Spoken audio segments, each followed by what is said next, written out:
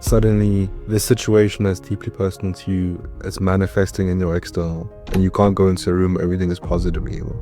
You feel so vulnerable because you don't speak about it. You don't actively go, "Hi, my name is Nikitta and I have cancer." I went into the meeting, I explained my situation, I apologized for what I'm putting the team through, but I said I'm going to work my 1 month's notice period, I'll do my handover. And the lady told me, "Please pack all your belongings and leave the premise." We had the conversation, my husband, myself, and the two girls sat down and we spoke about it. And my middle one, Layla, she's feisty. And I was very emotional telling them it was so hard. It took me a few tries to actually have this conversation and get it all out. And she's like, "Okay, thank you for telling us, Mommy. Can I go play now?" And for me, I actually had to laugh. I'm like, they're so innocent. But at least They don't know this mountain you just climbed. exactly. But I think at the same time, we often forget that at that moment they might not be working through it, but it takes time for them to work through. How did your husband handle it? Sure, that was a tough period. So my husband doesn't handle somebody else going through pain or going through something where he can't help. If you've got a broken, I don't know, roof or something, he knows how to fix it and make it better. But in this case, he struggled, I could see. He would constantly check in, but at the same time be very distant. So we struggled with that quite a bit. I don't think, and I didn't know how to help him as well, because we didn't know anyone else that went through cancer to chat about, the experience that somebody on the outside goes through. Explain what you mean by he was distant. In a sense, for example, doctor visits. He struggled to go to doctor visits with me. So when I came being pregnant, I think because you're creating life, it was something exciting to see. So he would come for the scans. He would look at the scans and try to see if it's a boy or a girl, and greet the nurses. He was happy chappy, looking through the hospital. But when it came to the cancer, I would even say he tried to avoid having to go with me. How would you have liked him to be there? By being him. So what drew me to him when I met him was he's a very bubbly guy. He loves making jokes. I don't always laugh at all the jokes, but as cringe as the dad jokes are, it helps through certain situations. I mean, this man offered me KFC after I gave birth to the second one, thinking that would be funny and help me. But looking at it now, it is funny. I can laugh about it now. And I just wish that just by him being him and not, let's just say when you get diagnosed with cancer, people tiptoe around you. You can sense people are so, what's vorsichtig? Careful. Yes, careful about what they say, what they do. They're constantly checking in a sense of, are you okay? But not being themselves. So no cracking jokes and also not sharing happy news. A friend of mine was pregnant and she didn't tell me because she felt that it wasn't appropriate of her telling me her good news while I'm going through something like that. And, I wish people weren't as cautious as they were around me to let me be normal and normalize. It's difficult because I can understand both sides. Us being on the other side, I can understand not wanting to share good news. Because you feel guilty to have good news when we know that you're going through it right now. But at the same time, maybe one doesn't realize that just sharing good news You know what? Let's play this through. Maybe let's play this through. Because I think maybe this is the misconception. You feel you have good news. Something happens, you're pregnant. This is something I would love to share with you, for example. And now I don't want to share it with you because I feel like, man, this is such a great moment in my life. I'm so happy, but I know you're currently going through a process where it's just so tough. And I don't think the feeling is, oh, she might be jealous or she might be, I think the feeling is that on Worries, you would hear that good news and it would make your news feel worse. That's how if I think I had to package it in an experience, like, your your situation relative to my situation right now, it feels worse now because things are good for me. And that's what one tries to protect from you, you know? Or I can imagine that's why we do that inadvertently. What do you think about that? I get it. Because I've done it myself, Yeah. where I withhold news because of what the next person is going through. I honestly believe that we need to start owning our experiences, whether it's good or bad. And this comes down to also our experiences are so different. We could be going through the exact same thing, but you could be experiencing it on a different level than I am. And this is the reason why I was bent on high to be as cheerful as possible.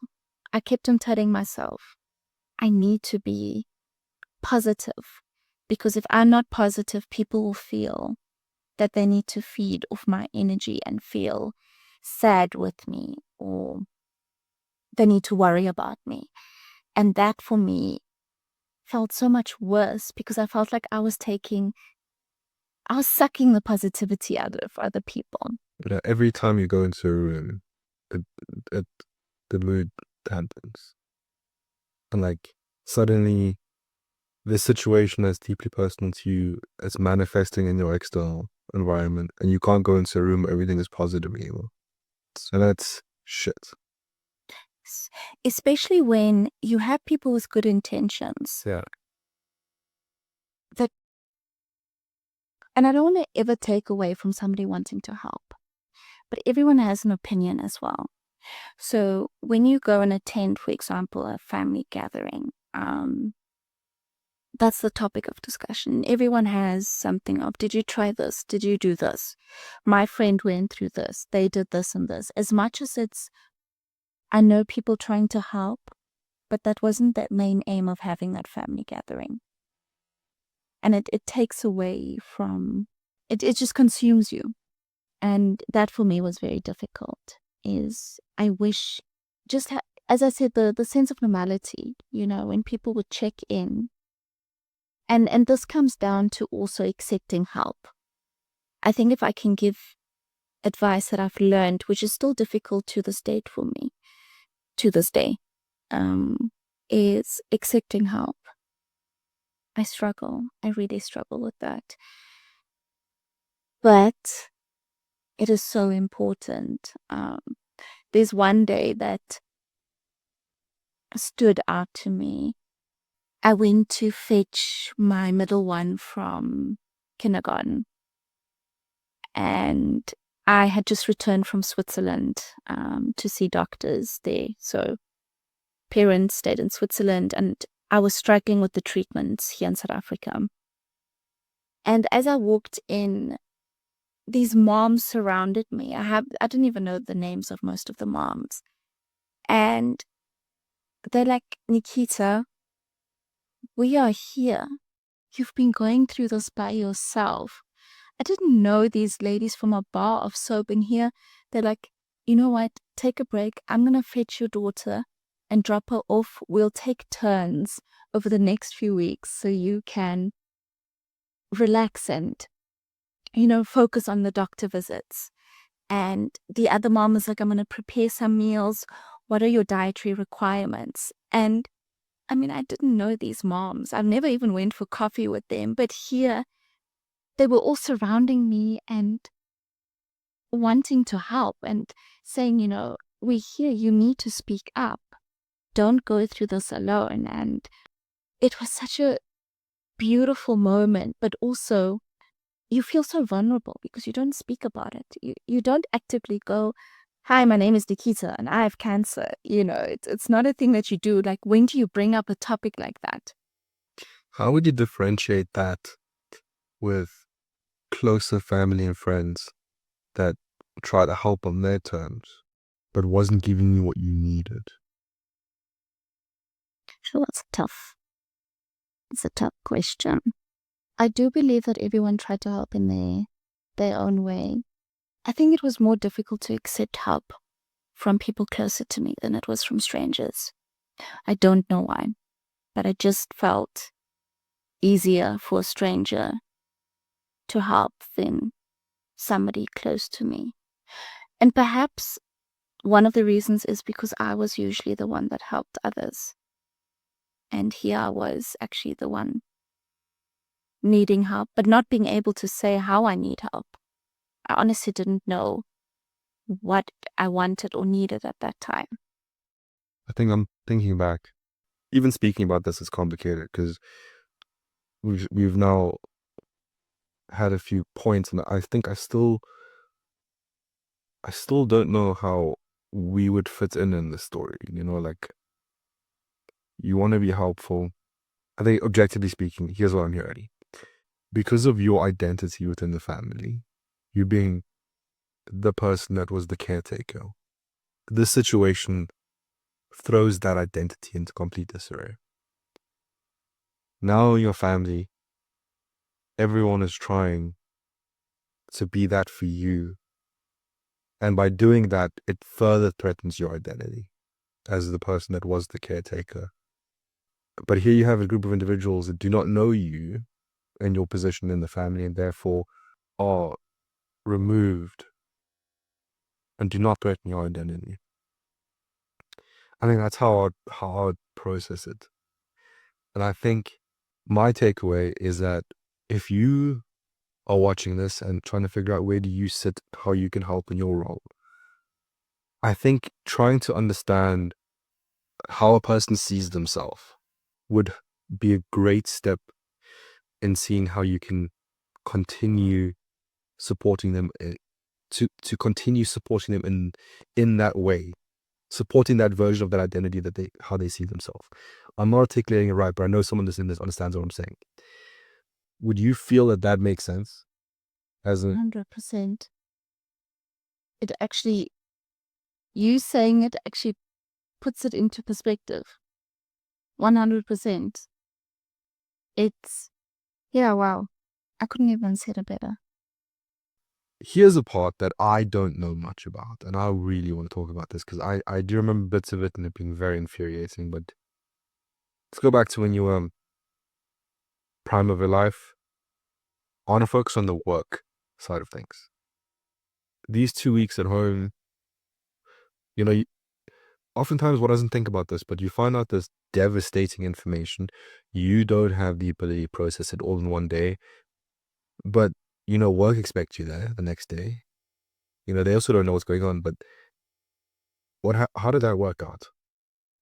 So I recall that, I don't know if it was the same day or the next day, I did contact the big boss of the department, of my line manager, and told her that I was going through this and what was the process, what do I do. So she had told me, no, not to worry, she'll let my line manager know, and I need to take as much time as I needed. So I did take those 2 weeks at home. When I came back to the office, the challenge was that the line manager had disclosed the information to my colleagues. I don't think it was done maliciously, but I was hoping to go to work and just being normal because that was my safe space Or I'd thought that would be my safe space where nobody knows about anything. I can just, be Nikitta again after a 2-week break. So there were a lot of questions, and people constantly checked in. Are you okay? Do you need anything? If I was working on a certain campaign that was a bit stressful, immediately the colleagues will come and say, can we take that over? Is this maybe a bit too stressful for you? So it sort of took away from what I was good at the time. When I started going for treatment, now I first went for my operation. It was my operation first, but it took almost a month to get an appointment for the operation, which is really frustrating because here I am urging that I need this thing cut out, and the doctor was actually not going to be available for the next 6 months.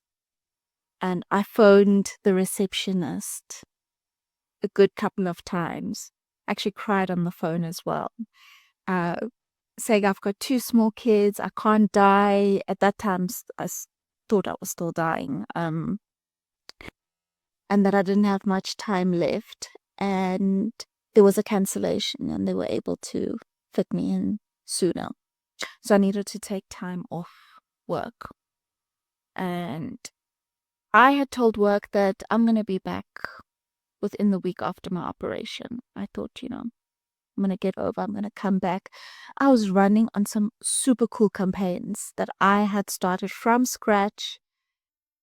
It was looking amazing, and I think just the thought of having to hand over all that work and weeks of preparation to just somebody else and not seeing the launch of it scared me, because that was my baby. It's like control was just being taken away, and I didn't like that feeling, because when it came to work, that was something that I knew I was good at and that I had complete control over. I didn't manage to get back to work a week later, so I had to hand it over. When I got back and sort of went back to normal, but now it was time for me to start my treatments. And because of the time that I was off after the diagnosis with the operation, I don't recall how long I was off after the operation. And now with the treatment, because I had to take radioactive iodine, I would have to go into isolation and can't be in contact with anyone for a bit. My line manager at the time had approached me and asked me, now that I decided to take holiday in the middle of all the work that's going on, which is not, in other words, convenient at that time, when am I deciding to be back at work?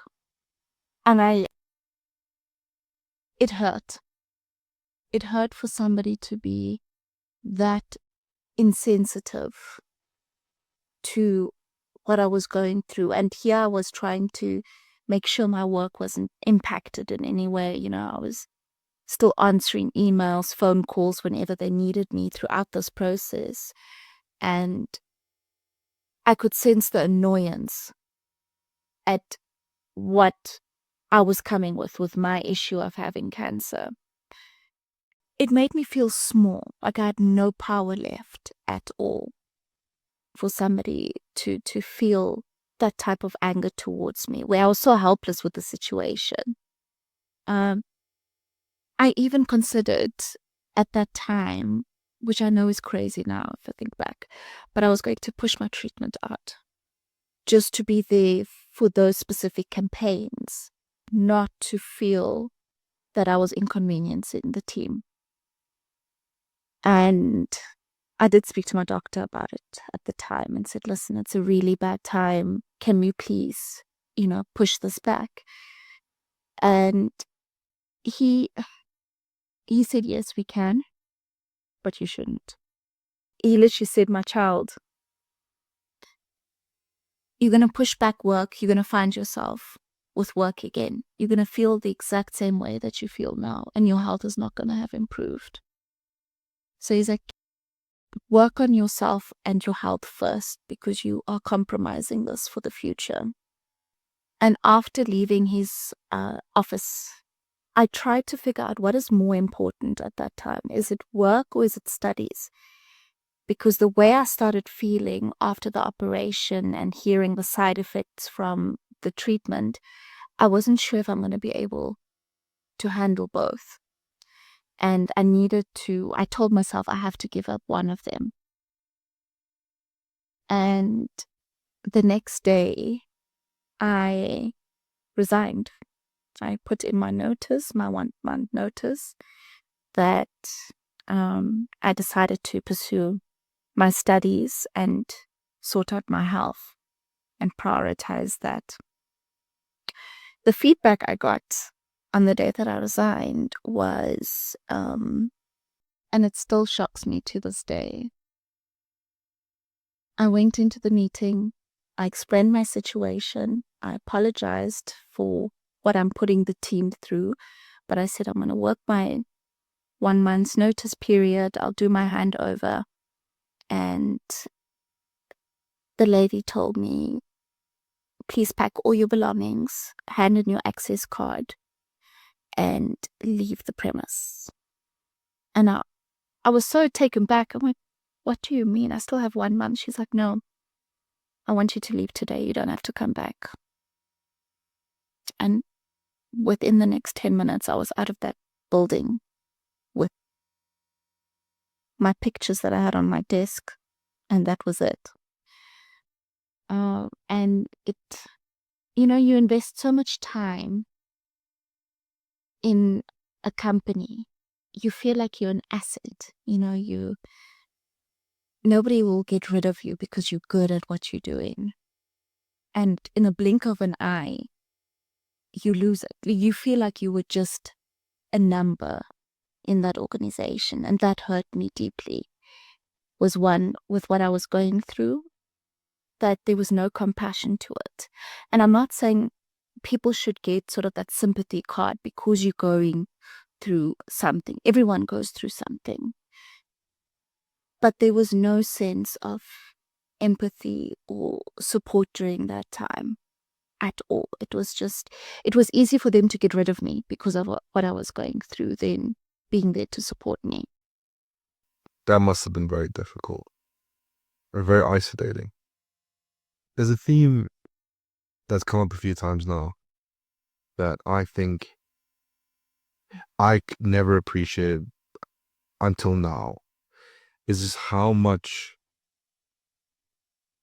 one craves just some normalcy.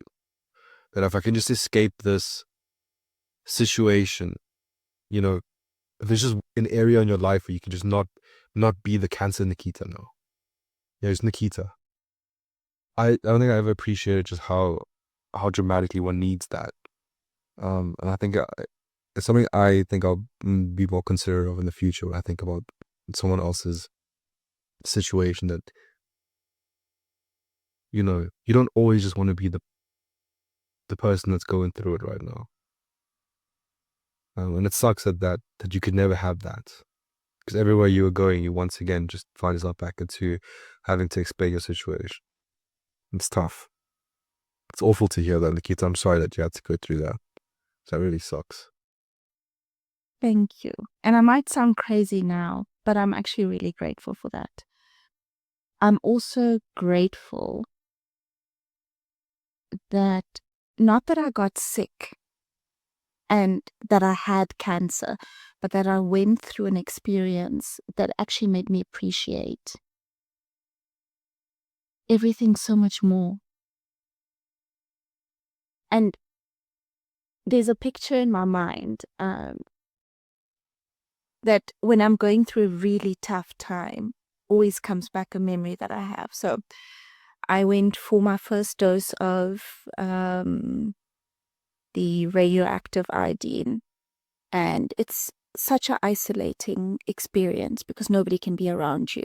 You can't even have normal cutlery or anything because you have to throw everything away. Daniela came to visit me, and she was a bit long.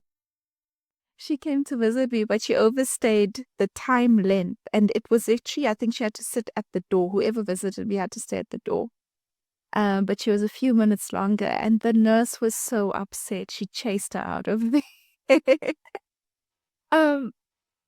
But as much as I might have shaped that being radioactive, it was nice to have company. The side effects were awful. The doctors really downplayed it because they're like, no, because they compared it to chemo. And I've seen people go through chemo, and what I've seen is awful that people go through it. The side effects are really bad. But again, same as saying that thyroid cancer is the best type of cancer to have, came to the treatment as well.